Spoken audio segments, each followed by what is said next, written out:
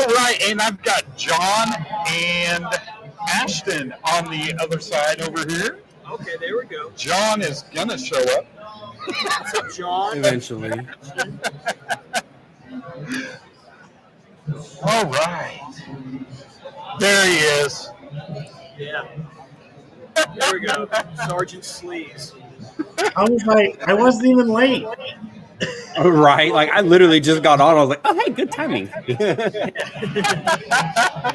Awesome. Well, welcome to Bleach Bangs again. Thank you. We've had you on before. Of course. I vaguely remember it was a while ago, though, right? Yeah, it was quite a while ago. Actually, Ashton, I don't think you were with us at the time. Probably not. Yeah. So tell us what's going on in the world. Oh, we're in Nashville. Yeah. It's fun. It's fun being here. I mean, as far as just kind of the band stuff is going, we had a busy summer last summer, like real busy. We had lots of shows opening for all those 80s bands. Yeah. We had some Brett Michael shows, Warren, Stephen Piercy, and all that. But the last show we did was in September, and we purposefully didn't book out the winter or the spring because we have an album that we're aiming to release in late summer time. And the next single should be coming out in about a month. We just got finished recording the drums 2 days ago. We finished the drums in the recording studio and head straight here. So we've been super, super busy, and we're really excited for people to hear this. Awesome. Where are you recording at? So like we do the demos, obviously, like I got my whole Pro Tools set up at my house, and we'll do the demos there, but we'll record at a studio in like Northern Virginia, like a real studio. The one that we go to is called Q Recording. It's right outside of DC. Like we'll record like drums and stuff in a real studio, but as far as everything else, Pro Tools, just do Pro Tools. Yeah, it's like as long as you know how to work it. Yeah, well, I'll make the demos, but my dad will polish it. My dad. Yeah.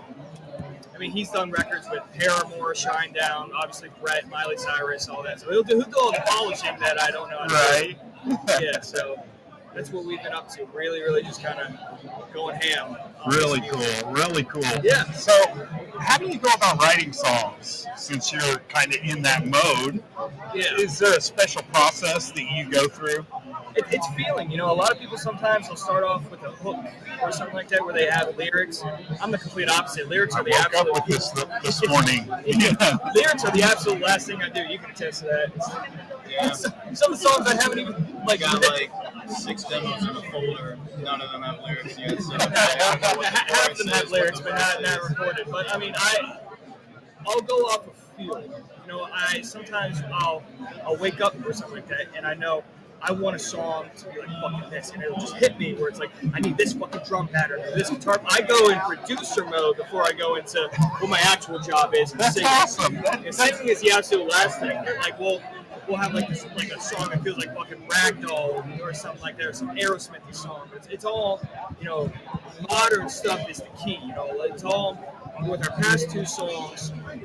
We try to make it sound very, very modern and not rip off the 80s stuff, but you can always tell who you're influenced by. You can always tell, oh shit, these guys like Van Halen, and all that. But the goal is to be very, very modern. And I think that's how the new album is coming across. It's very, very modern, but maybe rock and roll. Awesome. Yeah. That being said, who are you listening to now? What's funny is in a respectful way, I consider myself a pretty rock and roll historian. Like I know all of it. You play a song, I have a 500 song playlist, and I press play, shuffle, and the first 3 seconds I can tell you, oh, fucking Night Songs, Cinderella. Oh, fucking You're in Love, Rat. First 3 seconds. Yeah. But the past year or two, I've really broken out of the 80s stuff to really understand what hit songs are outside of the 80s, and even a lot of modern country. We're in Nashville right now. Right. A lot of modern country has big guitar sounds, big drum sounds, big hooks. A lot of them are rock songs. Yeah. A lot of them are rock songs. Yeah. Even though I'm not going to make a country song, never, no fiddles, real guitars. I don't know, AC/DC had bagpipes. Yeah, maybe. I'm listening to what makes hit songs nowadays. I'm really trying to incorporate that into the rock and roll that we all love without it being like just straight up 80s rock. You know what I'm saying? It's gotta be modern. That's what we're going for. What do you feel the elements needed in a song to make it big? You know, to me, there's two answers to that question. The reason I've been listening to modern country a lot right now is because they have what I think rock and roll is missing now, and I call it window down, stomp your foot hooks. You know, you got back in the 80s and all those rock songs, you roll the window down, you sing along, stomp your foot. A lot of modern rock, I feel like, just doesn't have those hooks. With that. I hadn't thought about it, but I totally agree But with a lot that. of modern country has, you got the girls rolling down the windows and singing along. That's what it has. So we're gonna make rock songs that have fucking balls to it, but have the ability to roll it down your window and sing along for the mainstream girls, for the mainstream guys, all of that stuff. Yeah. To break out of just the niche. Bring ballsy guitar tones to the mainstream. Hooks and radio. Yeah. I love it when a song actually spikes your adrenaline. Yeah. You just. It's one of those things. You It's should just listen to the new I one. was gonna say we got one in the works. all right. The next one is very adrenaline. The last two were very summer rock songs. This one is a combination of. It's got a little kickstart my heart. Little bit of Nickelback. I don't know if that's forbidden No, to say. I love Nickelback. Here we go. I love Nickelback. Yeah. You guys agree? Nickelback, or yes or no? I agree. Oh yeah, the hate on Nickelback is ridiculous. Feel safe. There's two people in this room. People We are like listen, no Nickelback and judgment. liars. Exactly. I've never understood the hate on them. And Burn It to the Ground. It's got such adrenaline. Animals. It's great. So it's got our new song has got a little bit of that ballsy Nickelback. It's got a little Godsmack, but it's also, like I said, will always have that big punchy hook chorus. So it's got a combination of all that. That's what makes Nickelback so great. Is all their songs are catchy. They got hooks. You want to sing it? Yeah. You go to a Nickelback show, all 10,000 people are going to be screaming every fucking word. Love it or hate them. I really hated that trend where the songs had no chorus and nothing was hooky at all. And it's like, I want to sing along, but I can't. That's what makes a hit song. So my job is to make sure that people can sing along to the song, and my band's job is to make sure it sounds fucking cool. And it gets stuck in your head. Yes. Exactly. It has to get stuck in your head. Exactly. So you've been out on a lot of big tours and with a lot of big people. Yes. What is one of the craziest things that you've seen on the road? My dad's dick. Fair enough. We were opening up for Stephen Pearcy, who was so pissed drunk. God, I hope he doesn't watch this. And Logan was signing the wall on his knees. And he put out his dick. It was my mistake for getting on my knee. Logan! I like that. A lot of times, if he asks other people that question, that think for a minute, you just went right for it. You knew exactly what it was. That was funny. Yeah. I try to find a serious answer, but I like it. We saw some crazy shit in LA. Some guy walked by us, with pants on, but nothing back there. Just letting it fly. That's just LA. Hell yeah. But That's the Sunset Strip for you. That's the strip part. Yeah. Yeah. Oh my goodness. So, what is Bret Michaels like? Real hair. That is always the question, isn't it? he always smells good. He always smells good. I got his Roses cologne and on me. thorns. If anybody wants to smell it, it's roses and thorns. Is the one it's called. Randy. It's Brett. Go Brett sniff him. knows. It depends on how long I have to answer this question. I can give the 30-second answer, or I can give the 2-day answer. It's growing up with them was the reason I do this. many reasons. You know, I grew up on the side of the stage watching all of what everybody's heroes were just known as my dad's friends. And growing up with those connections is why I do this, because I see a clear path of success. You know, because it's fucking impossible to make it in the music industry. Fucking impossible. And because because of all the connections I had and growing up and seeing the blueprints of how Brett works with his business, it's a secret formula that I understand and got to grow up seeing.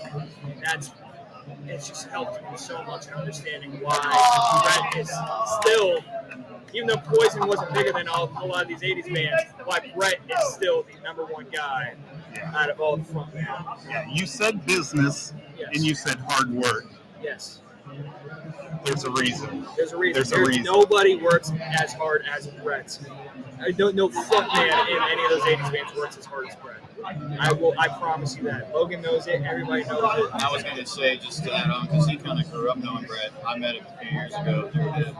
I will say that he's like one of the few guys at that level to where when you're talking to him, you can tell he's actually like listening and having a conversation with you. He's not just going through the motions of, you know, doing what he has to do to interact. That's like good to hear. He's a very nice That's guy. good. When we get to a gig and there's security guards out there or even just a fan that has been backstage or something like that, and he has to get on stage and there's like 20 people around backstage, he will stop the fucking show and walk up to each security guard, shake their hand, and tell them thank you so much for helping. Even if the show is late, I mean, he's always on time, but he will make sure that everybody feels appreciated and welcome.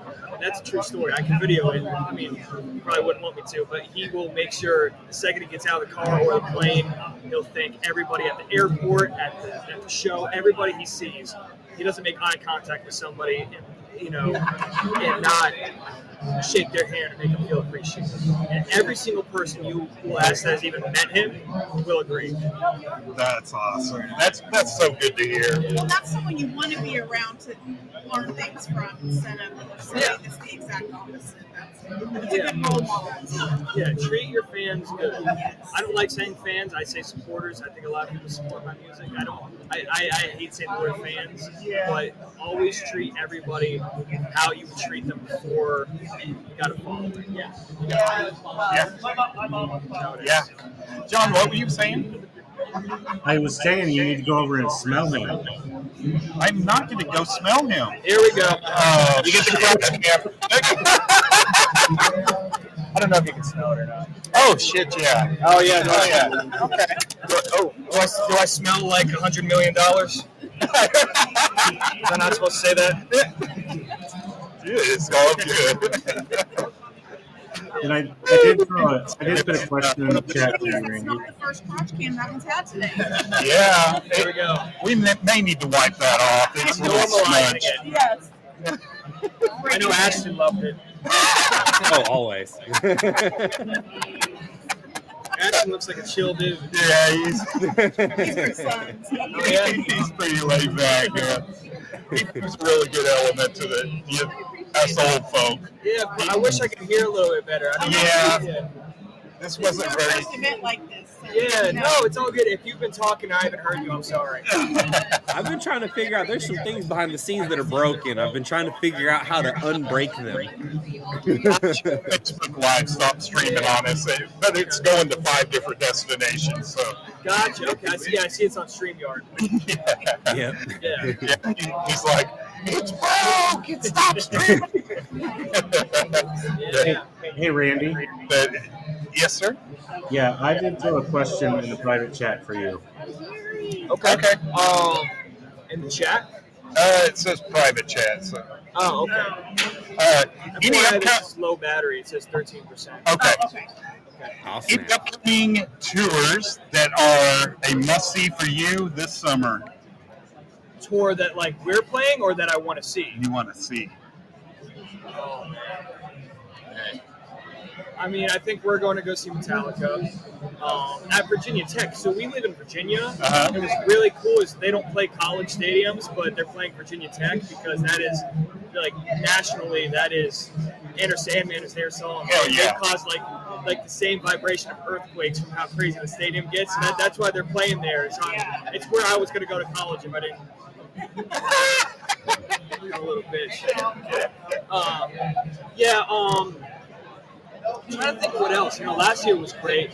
You know what sucks is I missed Sammy last year. I wanted to see Sammy Hagar. Yeah. I don't think he's playing this year. I think he's doing a residency. Who